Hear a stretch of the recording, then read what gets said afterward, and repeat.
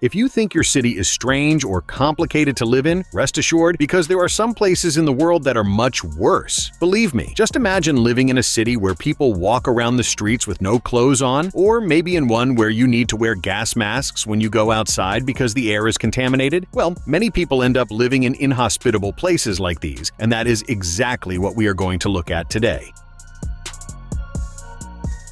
Santa Cruz del Islote is a small island located in the Caribbean Sea off the coast of Colombia. It is famous for being one of the most densely populated islands in the world. With a population of about 1,200 people living in an area of approximately 12,000 square meters, the island is extremely compact, with nearly all its surface covered by buildings. The houses are small and built close to each other, with narrow alleys in between. There is no room for vehicles, and the only way to get around is on foot. The island does not have natural sources of fresh water, electricity, or sewage systems. Water is brought over from the mainland, and electricity is provided by generators that run for a few hours each day. Despite the limitations, the community has schools, a chapel, and even a small health clinic.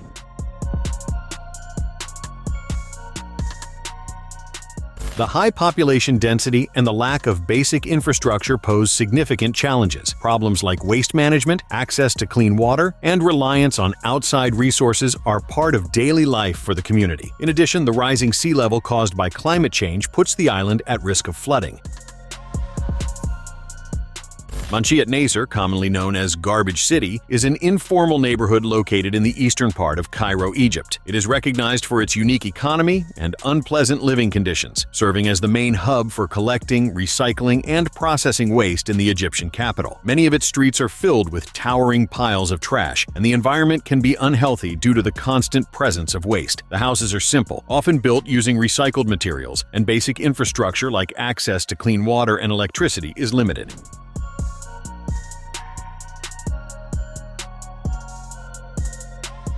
In recent years, NGOs and government initiatives have been working to improve living conditions in the area, offering education, healthcare, and support for developing safer recycling practices. On the island of Miyake-jima, located in the southwest of Honshu in Japan, with an area of more than 55,000 square kilometers, the inhabitants experience a situation very much like what movies show when depicting a global warming explosion or a nuclear apocalypse, where people have to wear gas masks. Even though it is not for either of those reasons, what happens on the island is at least disturbing. Before Miyake-jima became an inhospitable place, it was calm and beautiful under the shadow of Mount Oyama, an active volcano standing 1,252 meters tall, which has erupted several times over the past 500 years. To give you an idea, the entire island of Miyake-jima is a stratovolcano, considered one of the largest on Earth and also the most deadly, potentially extending 100 kilometers across. It is also known for its prolonged activity, its small crater, and steep slopes formed by overflowing magma during eruptions. Mount Oyama has already caused the death of 11 people during eruptions that took place between 1962 and 1983. Its activity is not only feared for its size, but is considered deadly for spewing sulfur dioxide in large quantities, turning the lives of residents into a real danger, or better yet, a horror movie.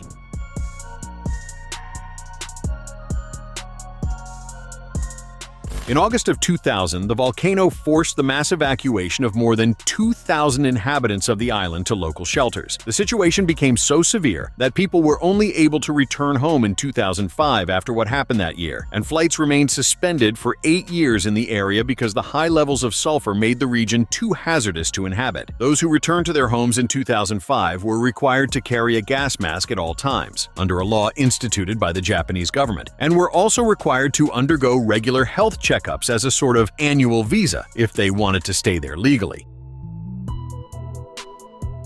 On April 26, 1986, the Chernobyl nuclear accident took place, marked as the worst in history. On that day, one of the reactors of the former Chernobyl nuclear power plant exploded after some tests that violated safety protocols. A series of explosions left the reactor's nuclear material exposed. The Chernobyl nuclear power plant is located about 130 kilometers north of Kiev in Ukraine and roughly 20 kilometers south of the Belarusian border. Due to the high levels of radioactivity around the former plant, covering certain towns as well, an exclusion zone was created, turning the place into a complete ghost town that is unfit for living. About 3 kilometers from the plant, the city of Pripyat was built to house the power plant workers. For years, Pripyat was home to around 50,000 inhabitants and was the most affected area. The explosion in reactor number 4 of the plant released large amounts of radiation into the atmosphere, contaminating vast areas around the power station. Despite efforts to contain and clean up the site, many locations still have dangerous levels of radiation.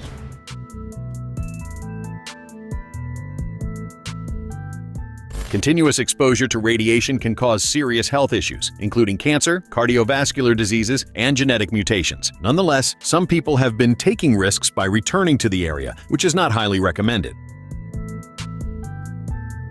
Slab City, known as the City Without Law, is an unincorporated community located in the Sonoran Desert of southeastern California. Slab City emerged on the site of a former World War II military base called Camp Dunlap. After the war, the structures were demolished, but the concrete foundations, known as slabs, remained. Starting in the 1960s, people began settling there, drawn by the absence of rent and the freedom to live outside established norms. Life in the area is not easy. Residents face significant challenges like extreme heat, lack of basic resources, and the need for self-sufficiency. Many of the inhabitants are individuals who chose or were forced to live on the fringes of society, including veterans, people experiencing homelessness, artists, and those who seek an alternative lifestyle. The lack of public services means that residents depend on generators, solar power, and water tanks for their basic needs.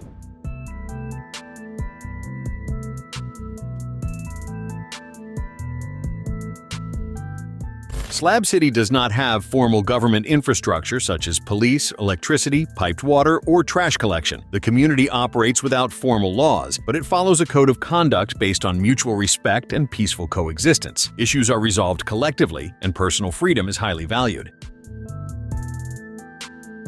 Oil Rocks is a unique city located in the Caspian Sea, about 55 kilometers off the coast of Azerbaijan. What makes Oil Rocks so unusual is that it is an industrial city built on a series of oil platforms, effectively becoming the first offshore city in the entire world. In 1949, during the Soviet era, Azerbaijan discovered large oil reserves at the bottom of the Caspian Sea, which led to the creation of a complex infrastructure for drilling in marine areas. That is how the concept of Oil Rocks came to be. At its peak, during the 1960s, around 5,000 workers lived and worked there. Life was hard and challenging, with long work shifts, severe weather conditions, and the isolation of being in the middle of the sea. Even so, the city functioned as a self-sufficient community, with workers rotating between work periods on the platforms and rest periods on shore. Over the years, and with the collapse of the Soviet Union, oil production in Oil Rocks decreased, and the residential population dwindled significantly. However, production never stopped completely, and Oil Rocks continues to operate as an active oil field.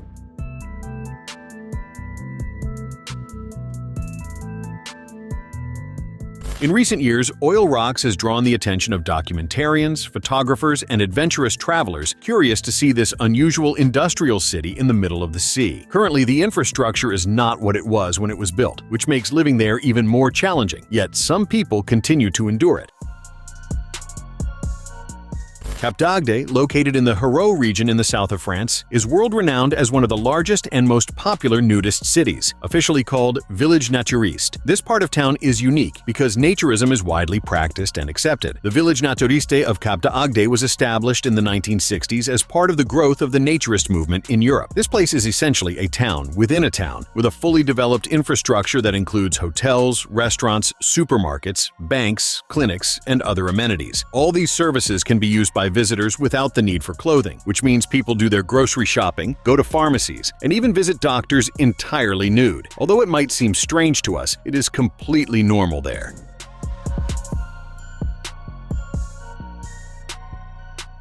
Even though nudity is widely practiced and encouraged, the Village Naturiste has a set of rules that ensure everyone's respect and safety. Proper behavior is emphasized, and any form of harassment or inappropriate conduct is not tolerated. Nuremberg in Germany is a city marked by extremely negative chapters of our history, so it could not be left off this list. In this city, which was a gathering point for Hitler, you can find the largest structure ever built by the Nazis, a burden that residents still have to deal with over time. The construction features a parade area larger than 12 soccer fields. The Great Street, as it was called, almost 2.5 kilometers long with no structures on either side, was a modern Appian Way where assault troops marched between old Nuremberg and rallies that idolized the political regime of the era. The city still bears scars from what happened in the past, and of course it bothers the current population. Many people claim the place has terrible energy and even decide to move away.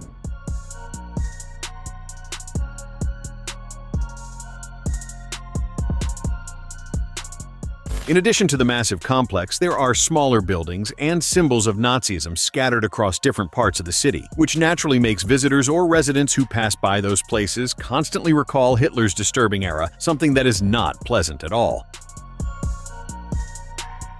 La Rinconada, located in Peru, is often referred to as the city closest to the sky because it is the highest inhabited city in the world. Nestled in the Andes at an altitude of about 5,100 meters above sea level, La Rinconada provides a unique glimpse into life under extreme conditions, both geographically and socially. It has expanded mainly as a mining city. Its history is tied to gold mining, which attracted thousands of people to the region in search of a better life. Since the turn of the millennium, La Rinconada's population has exploded due to a huge influx of workers, effectively transforming it into a gold town. Life there is extremely challenging. The high altitude causes health problems such as chronic headaches and difficulty breathing. Additionally, the basic infrastructure is precarious, as the city lacks proper sanitation, access to drinking water, and healthcare services. Furthermore, there is no waste management system, resulting in piles of trash accumulating in the streets. The absence of infrastructure combined with the harsh environment makes day-to-day life in La Rinconada incredibly difficult.